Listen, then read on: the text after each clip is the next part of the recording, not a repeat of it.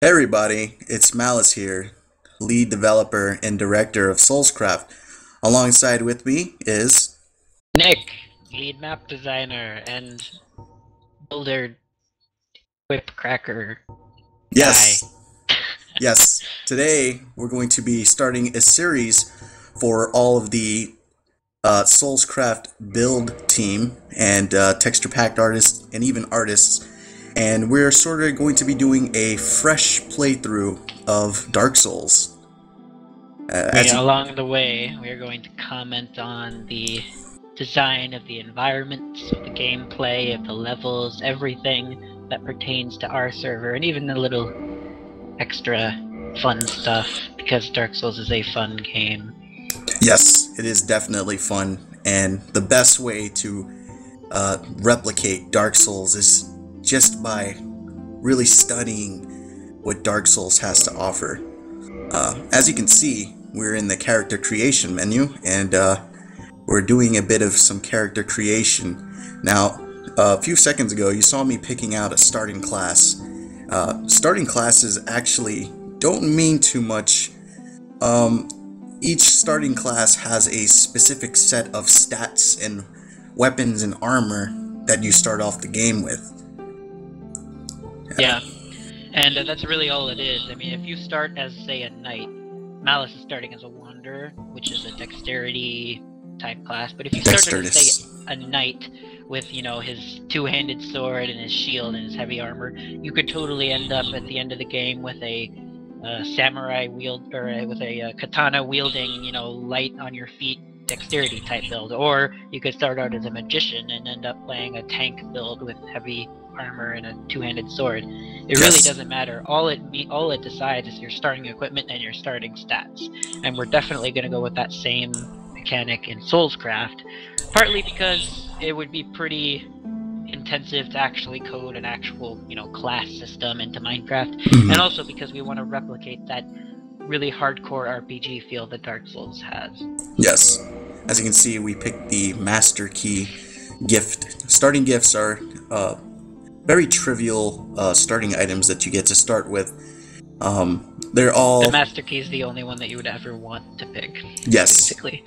They're all obtainable in the game, such as humanity and fire bombs and various other things can be found in the game. Although I think the old witch's ring is... Yeah, that's the only one you can't get in game. Yeah, but even the Master Key you can buy off of Don Hall of Xena. Yes, the adventurer. One of the NPC traders. Yes, although he is sort of hard to get to because he likes to dwell under the bridge that we will be seeing in this series. Little in depth for that. As you can see, we're sort of going with a very pale, pasty looking character here. Yeah. And you can see that there's a lot of character customization that you can do in Dark Souls, and we can't really replicate that in SoulsCraft, but what we are going to have is a unique shrouded by start. This is a really cool intro. Yeah, the intro. Of grey crags, we should probably just let you watch arch trees, yeah, let's let him watch everlasting dragons. It's the everlasting dragon. But then there was fire, and with fire came disparity, heat and cold, life and death, and of course, light and dark.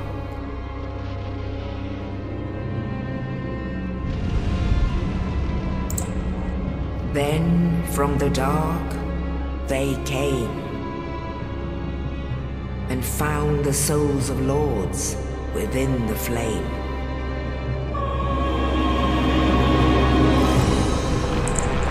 Grave Lord Nito. Nito, the first of the dead.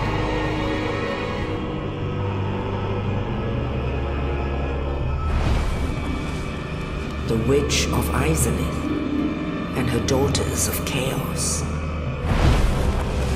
Gwyn, the Lord of Sunlight, and his faithful knights. And the furtive pygmy, so easily forgotten.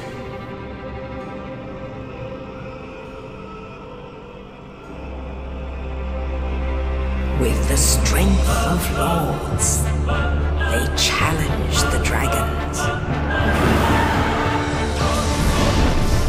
Gwyn's mighty bolts peeled apart their stone skins. The witches weaved great firestorms. Nito unleashed a miasma of death and disease.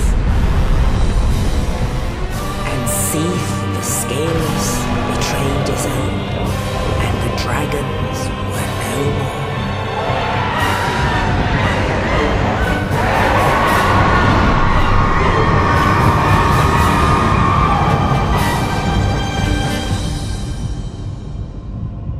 Thus began the Age of Fire.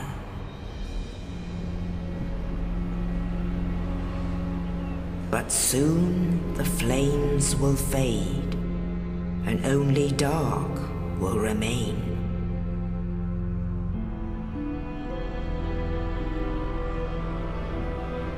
Even now, there are only embers. And man sees not light, but only endless nights. And amongst the living are seen carriers of the accursed dark sign.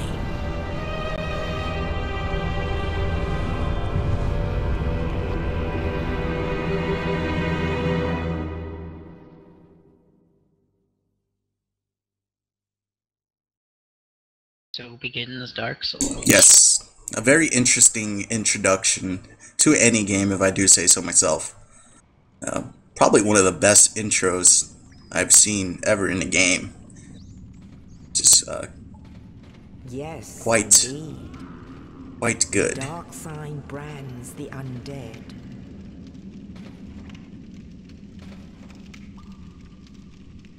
And in this land, the undead are corralled and led to the north.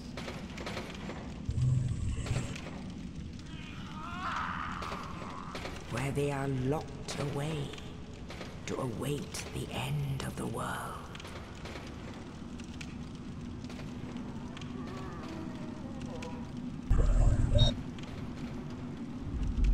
This is your fate.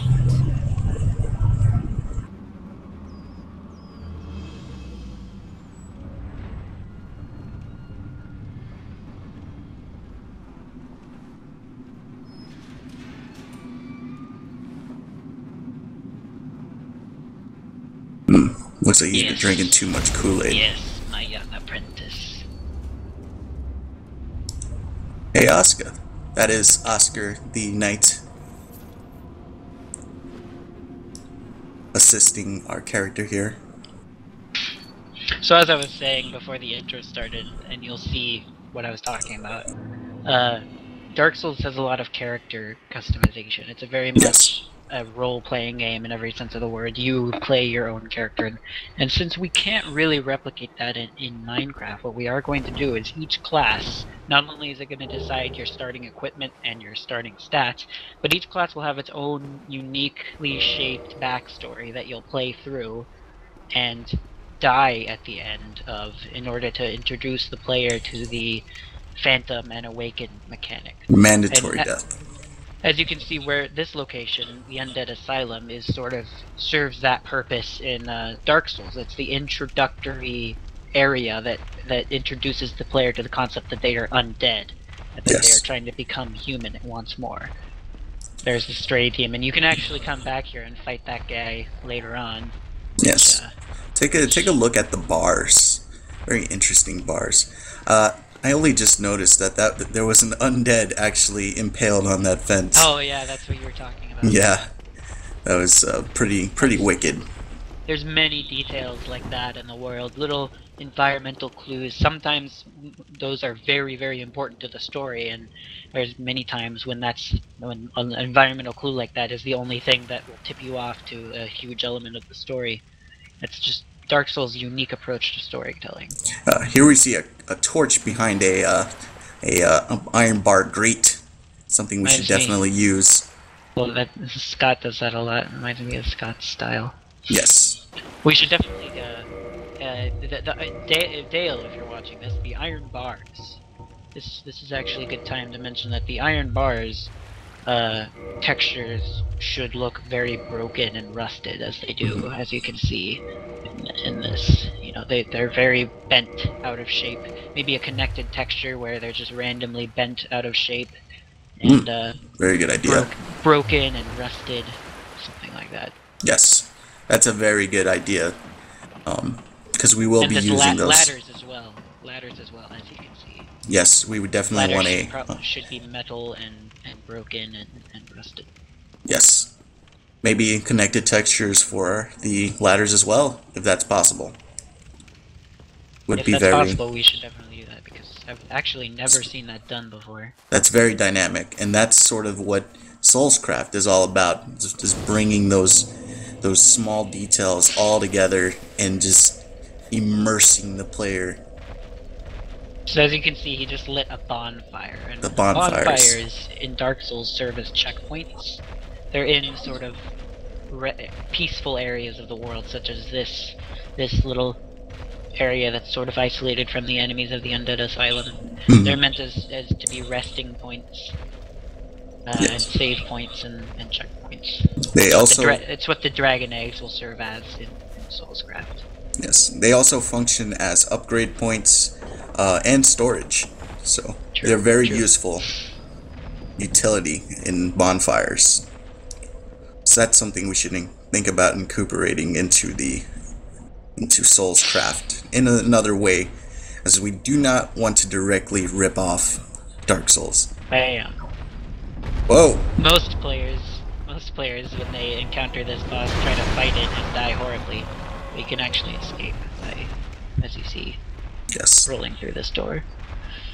This is not an iron door, more or less a iron. What would you call that? Gate. Probably. Like a gate, almost. It's like a trap gate. Yeah. If we had voxel motion or something like that, it would be very easy to put many of those things in the world. Yes, but when we go client-side, we'll be definitely implementing things like that. Ooh, yeah. Close one from the arrow there. My character is very lightly armed in this playthrough, and this character is going to be very, very unorthodox from other characters people usually start. He is going to be very fast, debating of whether to use a katana or a scythe. And in his offhand, he will be wielding the power of flames, pyromancy. So it's going to be very interesting gameplay we're going to be seeing. Here we are encountering our first enemy. This is the pretty basic undead archer. He's very easy to outmaneuver, as most enemies are. Combat is very different in Dark Souls than any other action RPG out there. It's very deep and involved. Very slow-paced and heavy. That's the only word I could use to describe it, is heavy. It feels heavy. It feels yes, it does. Slow-paced. Very methodical, very strategic. And yet, at the same time, you have to be quick thinking, and your reaction times have to be extremely quickly, like in this trap right here, which Malice did a great job. Yes, I did. I actually didn't know you could do that. I would always just roll off the stairs. Yeah, that's an easy way to sort of take fall damage, as that staircase is a bit steep. Yeah. There you see a parry and riposte. Yes. He just executed, which we do have planned. Actually, I don't know. Yes, we definitely have those. How easy that's going to be to implement, but that's definitely something we wanted. Yes. The mechanics of which should be... I think I wrote them down somewhere. Probably on the wiki somewhere, but yeah. As you can see, Dale has done a great job in replicating these sort of tilings, these walls. You know, you're going to definitely be seeing walls just like this in SoulsCraft, and courtesy of Dale's epic skills of texturing. Here we're talking to Oscar, who's essentially telling us how he was sent here on a family sort of quest. Actually, no, that's not right. He never really explains his purpose here. I think he's just another undead who heard the legend of the chosen undead and decided to venture to Lordran to see if he could make it. And obviously he did not. Obviously he did not. He's passing the flame onto you, the player.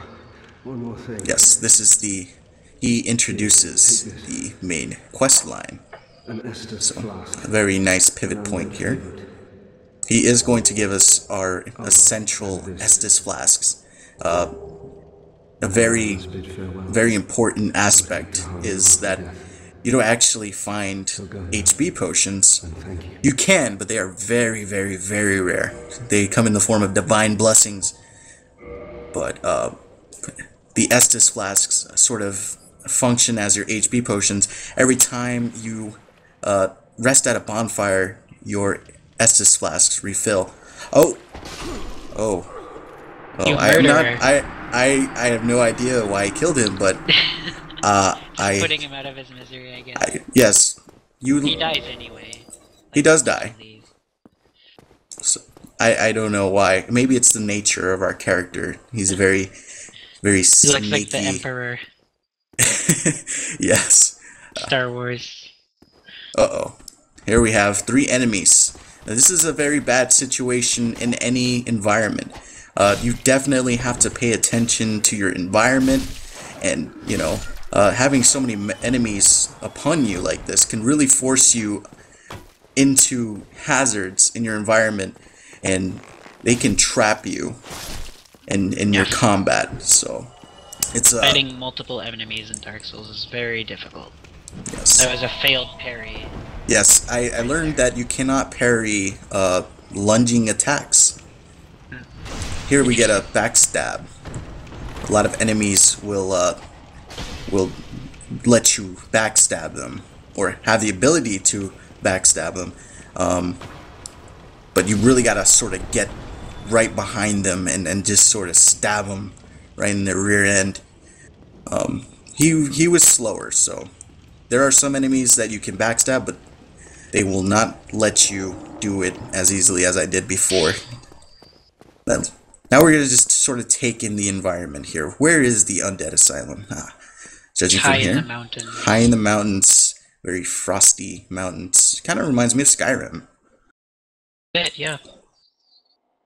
Yes, definitely or the spawn area of SoulsCraft. Yeah, SoulsCraft spawn area. Now here's a really good example of just the genius level design in Dark Souls. This is the same room that we first encountered that demon guy, but now, where you are, you can actually jump on top of his head from above and get an advantage in a leaping stab attack, which does extra damage. Just an example of the really intricate level design, compact, tightly packed content of all their levels. It really gives it its adventure, exploratory feel. Yes, and that's something that we're definitely going to be doing on SoulsCraft, is having these nice condensed. I'm sorry, but the back end of this demon is very, very perverse in my eyes. Yeah. As you can see, I'm sort of baiting him out.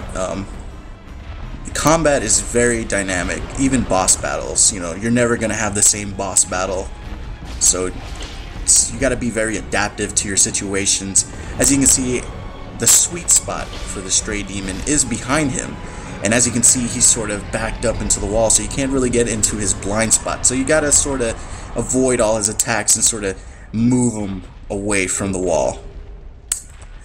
Yes. Here we see a very genius design of this cathedral, almost. Yeah, and I never really noticed, but it's very similar to the architecture in Anne Orlando, come to think of it. The Gothic arches, things like that. The Gothic architecture seems to be a common theme in many buildings in medieval to Gothic era architecture.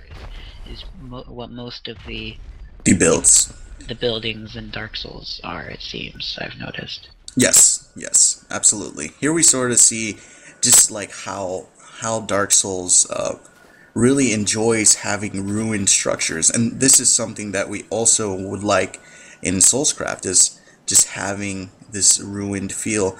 As you can see here, the steps are not intact. There's just stone scattered everywhere, and these sort of buildings, they used to be buildings, but now they're just pillars and walls barely standing. Oh, I never noticed that that's a graveyard. Yeah, that is a graveyard.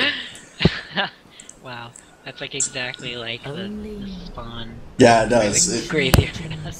I didn't. That was completely unintentional. I'll have everybody know. One day I guess it was just. undead shall I've just been conditioned by Dark Souls. Yes, definitely.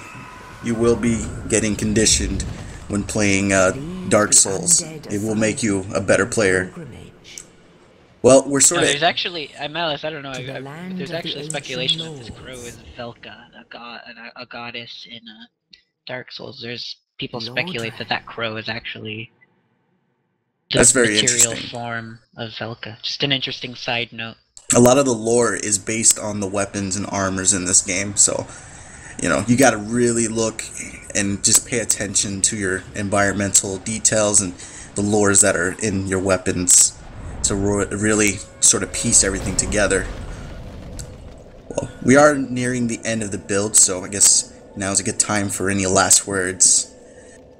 Oh yeah, this is a good introduction, a good inaugural episode, and we will continue along this series, just playing through all the areas, making sure to stop to soak in the intricate, rich detail environments. Yes. And every nook and cranny of the level design and everything. Yes. This is Firelink Shrine, and we will be getting more into this and in the next video. So just doing a little cinematic spin through here, just sort of showing off the epicness that is Firelink Shrine. There we see the crestfallen warrior, and I invest some souls into the build. Yeah, but a lot of this has an interesting leveling system in that you actually have to choose where you invest your experience. Yes, and as you level up, it gets more costly to upgrade each of these different aspects of your character. But a lot of this will be done off camera, so you guys don't have to see this. But again, dexterity is the build. Well guys, we'll see you in the next video. Indeed. Stay tuned. Stay tuned. Bye-bye. Bye.